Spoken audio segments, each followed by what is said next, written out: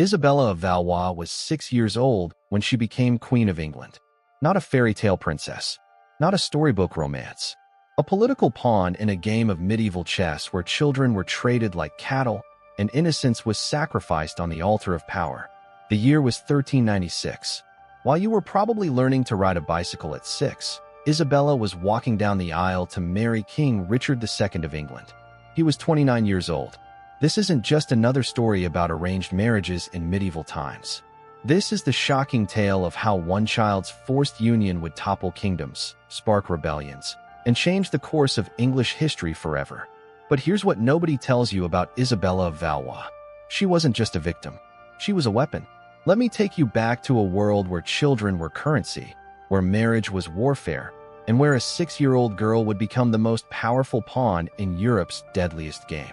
The autumn mists of 1396 hung heavy over Calais as two of Europe's most powerful kingdoms prepared for a wedding that would shock even their own brutal age. England and France had been at war for nearly 60 years. The 100 Years' War had turned battlefields into graveyards and left entire generations knowing nothing but violence. King Richard II of England was desperate. His treasury was empty. His nobles were restless. His throne was shaking beneath him. King Charles VI of France was losing his mind. Literally, history would remember him as Charles the Mad, a man who believed he was made of glass and would shatter if touched. Between these two crumbling kingdoms stood one solution: a marriage alliance. But not just any marriage. This would be the most controversial royal wedding in medieval history. Isabella of Valois was born into French royalty in 1389, the daughter of the mad King Charles and Queen Isabeau of Bavaria. From the moment she drew her first breath, she was never meant to have a childhood. In the brutal calculus of medieval politics, royal daughters were born to be bargained away. But even by the standards of her time, what happened to Isabella was extreme. Picture this.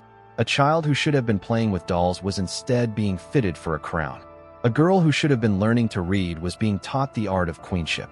A 6-year-old who should have been safe in her father's castle was being shipped across the English Channel to marry a man old enough to be her father. The French court knew exactly what they were doing. They were sending a child into the lion's den, and they called it diplomacy.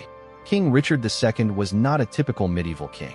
He was an aesthete in an age of warriors, a poet in a time of blood. He surrounded himself with art and literature while his kingdom burned. His subjects called him weak. His nobles called him dangerous. But there was nothing weak about his desperation for this marriage.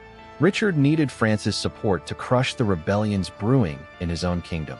The English barons were sharpening their swords, and Richard could hear them whispering in the corridors of power. This marriage wasn't just about love or even politics. It was about survival. When the marriage negotiations began, Isabella was 5 years old. 5. Let that sink in. While modern children that age are learning to tie their shoes, medieval nobles were deciding Isabella's entire future. The French demanded an enormous dowry. The English agreed to a 28-year truce. And somewhere in those cold calculations, a little girl's childhood was sold to the highest bidder. But here's where the story gets truly shocking. Richard wasn't even supposed to marry Isabella. The original plan was for him to marry her older sister, but political circumstances changed. Isabella became available, and the deal was struck. A child was substituted for another child like pieces on a chessboard. The wedding preparations revealed just how twisted this arrangement truly was. French seamstresses worked day and night, creating a wedding dress for a 6-year-old bride. English diplomats debated whether the marriage should be consummated immediately or delayed until Isabella reached puberty. Medieval chroniclers wrote detailed accounts of how beautiful the child looked in her wedding gown, never once questioning the horror of what they were witnessing. If this story is shocking you as much as it's shocking me, smash that like button, because what happened next will make your blood run cold. The wedding ceremony itself was a spectacle of medieval power and medieval horror. October 31st, 1396. Halloween seems fitting for such a dark tale. Isabella arrived in Calais with a French entourage of over 800 people. She was dressed in cloth of gold, her tiny frame dwarfed by the massive cathedral where the ceremony would take place. Contemporary accounts describe her as beautiful, charming, and terrifyingly young. King Richard appeared in robes of crimson and gold, every inch the medieval king. But witnesses noticed something unsettling. He seemed genuinely delighted by his child bride. Some historians suggest he saw her as the daughter he never had. Others whisper of darker possibilities. The ceremony lasted hours. Isabella, trained in royal protocol since birth, performed her role perfectly. She spoke her vows in a clear, childish voice that echoed through the stone cathedral. She curtsied at the right moments. She even smiled when commanded. But here's what the chroniclers didn't record. What was a 6-year-old thinking as she promised to love, honor, and obey a strange man in a foreign land? The marriage feast was a week-long celebration of medieval excess. Lords and ladies gorged themselves on swan and peacock while toasting the health of a child queen. Musicians played love songs for a bride who should have been learning nursery rhymes. Poets recited romantic verses about a marriage that should have been illegal even by medieval standards. And through it all, little Isabella sat at the high table, a crown too big for her head, playing the role of queen while still needing help cutting her meat. The most chilling detail? Contemporary accounts describe how Richard would pick Isabella up and carry her around the feast, showing off his tiny wife like a prized possession. The crowd cheered, the nobles applauded, and a child learned that her body, her life, her very existence belonged to someone else. But Isabella of Valois was not destined to be just another tragic child bride lost to history. This little girl was about to become the center of one of the most dramatic political upheavals in English medieval history. And what happened next would prove that even in the darkest circumstances, even the smallest person could change the course of nations. The newlyweds returned to England, and Isabella entered a court unlike anything she had ever known. While the French court was filled with art and culture, Richard's England was a powder keg ready to explode. The king's enemies were everywhere, and now they had a new target, the French child queen. Isabella was housed in her own separate court, supposedly for her protection, but really because no one knew what to do with a 6-year-old queen. She was too young to fulfill traditional queenly duties, too valuable to ignore, and too foreign to trust. The English nobles looked at this child and saw everything they hated: French influence, wasted resources, and proof of their king's weakness. How could they respect a king who married a child barely old enough to walk properly? But Isabella was learning, and watching, and remembering everything. Here's something that will blow your mind.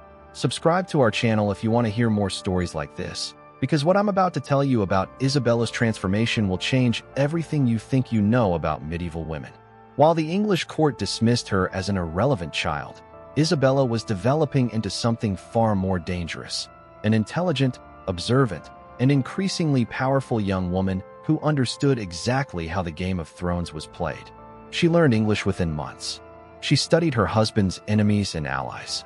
She began building relationships with English nobles who underestimated her because of her age.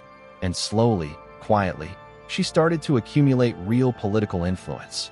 By the time Isabella turned 8, she wasn't just Richard's child bride. She was becoming his most trusted advisor. Medieval chronicles describe late-night conversations between the king and queen, with Richard seeking Isabella's counsel on matters of state. This wasn't romance. This was something far more complex and disturbing. A grown man was turning to a child for political guidance because she was the only person in his court he could trust. But trust is a dangerous thing in medieval politics. In 1399, everything changed. Henry Bolingbroke, Richard's cousin, returned from exile with an army.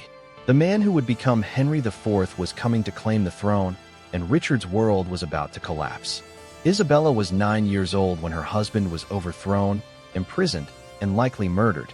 9 years old when she learned that queens, even child queens, were expendable when the political winds changed. But here's what makes Isabella's story truly remarkable. She didn't just survive Richard's downfall. She thrived. The new King Henry had a problem.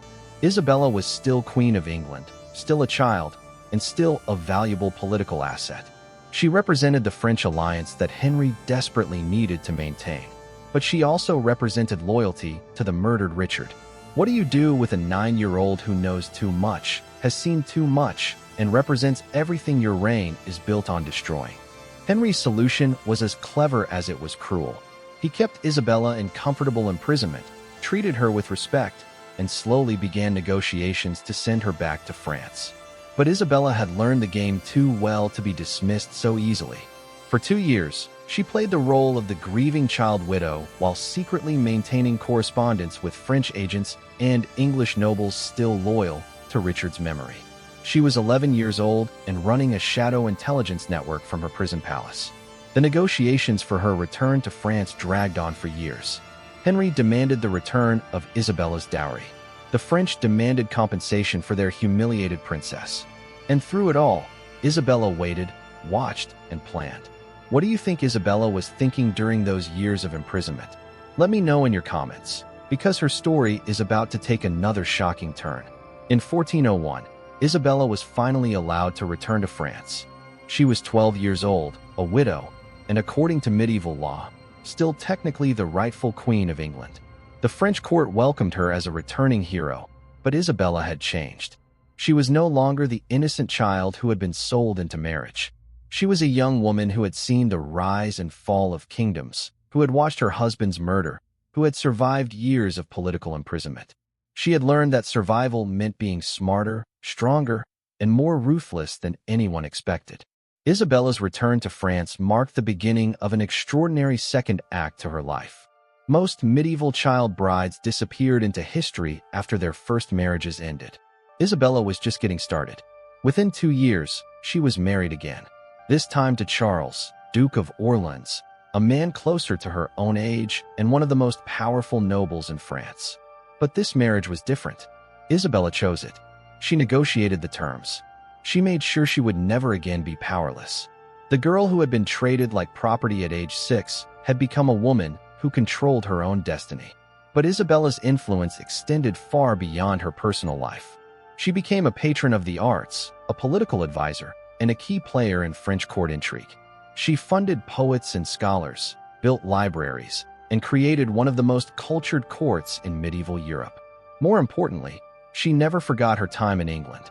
Her intelligence network, built during her imprisonment, continued to operate for decades. Isabella of Valois became one of the most well-informed people in Europe about English politics, and she used that information to advance French interests for the rest of her life. The child who had been sent to England as a pawn returned to France as a queen in her own right. But here's the most shocking part of Isabella's legacy. Her influence on the 100 Years' War didn't end with her return to France. Through her second marriage, Isabella became the mother of the future poet Duke Charles of Orleans, who would be captured at the Battle of Agincourt and spend 25 years as a prisoner in England. Her experiences as a child bride in England directly influenced how she raised her son, and his eventual poetry and political career were shaped by the stories she told him about English court life. Isabella's bloodline would eventually interweave with both English and French royal families for generations. The child bride became the ancestress of kings, and her genetic legacy lasted far longer than the political alliance that created her first marriage. She died in 1409 at the age of 19, having lived more political drama in her short life than most people experience in decades. But her death raises one final, haunting question that historians still debate today. Isabella's second marriage produced children, but her first marriage, the one that made her Queen of England at age 6, was never consummated according to most historical accounts. King Richard, for all his faults, apparently never physically harmed his child bride. But here's what keeps historians awake at night. We only have Richard's court's word for that, and victors write the history books. What really happened between a 6-year-old girl and a 29-year-old king during those 3 years of marriage? What did Isabella experience that she never spoke about? What secrets did she carry to her grave? The truth is, we'll never know for certain. Medieval chroniclers were not interested in the inner lives of children, especially female children. Isabella's own voice has been almost entirely erased from the historical record. But maybe that's the most tragic part of her story. This remarkable woman, who survived child marriage, political imprisonment, and the collapse of kingdoms, has been reduced to a footnote in the stories of the men who controlled her life. Yet Isabella's legacy lives on in ways the medieval world never intended. Her story has become a mirror that reflects the brutal realities of how societies have treated children throughout history. Every time we hear about child marriage in the modern world, Isabella's ghost whispers a reminder that this horror has ancient roots and powerful protectors. Every time we see a young person fighting for their rights, we can remember that a 6-year-old queen once navigated the deadliest political waters in medieval Europe and emerged victorious. Every time we question whether children should be protected from adult decisions, Isabella's life stands as evidence of both human resilience and human cruelty. Join our community of history seekers by subscribing, because stories like Isabella's need to be told. They need to be remembered, and they need to make us uncomfortable. So here's my question for you. If Isabella of Valois could see our modern world, where child marriage still exists in many countries, where children are still treated as political and economic assets, where young people still fight for the right to control their own bodies and futures, what would she think? Would she be proud of how far we've come? Or would she be heartbroken that her story is still being written over and over again in different centuries with different names, but the same tragic ending? What do you think? Have we learned anything from Isabella's story, or are we still trading children like medieval chess pieces? Let me know in the comments below. And if this story opened your eyes to the hidden horrors and surprising resilience in medieval history, there are dozens more stories waiting to be told. Stories of other forgotten women, other child queens, other survivors who changed history from the shadows. The past isn't dead. It's not even past. It's living in every law we pass, every child we protect, and every time we choose to remember the voices that were silenced. Isabella of Valois was 6 years old when she became Queen of England. She was 19 when she died. But her story and her questions will live forever.